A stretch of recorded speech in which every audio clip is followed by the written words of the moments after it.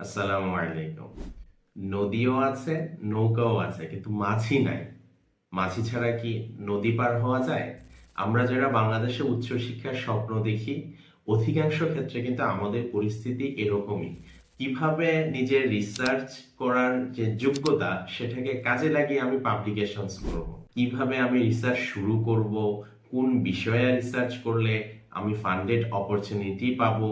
আমার research learning এর কে আমি আরো কিভাবে আপ টু ডেট করতে পারি, রিসার্চ শিখে কিভাবে এই যোগ্যতাকে কাজে লাগিয়ে পাবলিকেশনস করতে পারি, রিসার্চ, পাবলিকেশনস, হায়ার স্টাডি, জার্নালে সাবমিশন, জার্নালে সিলেকশন, এই যে প্রত্যেকটা ধাপে ধাপে কেউ যদি থাকতো যে আমাকে হাতে কলমে শিখিয়ে দিবে, প্রত্যেকটা বিষয় ধরে ধরে শিখিয়ে দিবে, শুধুমাত্র কৌশল শিখিয়েই শেষ না, এই কৌশলটা কাজে লাগিয়ে এমন একটা প্ল্যাটফর্ম আমি পাবো, এমন একটা টিম আমি পাবো, যে টিম সেই কৌশলকে কাজে লাগিয়ে আমাকে পাবলিকেশনসের সেই অধরা স্বপ্নকে সফল করার জন্য আমাকে সহায়তা করবে।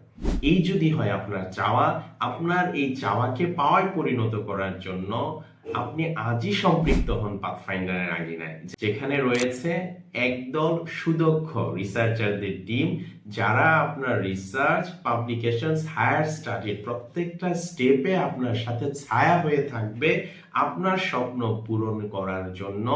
পুরো একটা টিম আপনার সাথে কাজ করবে।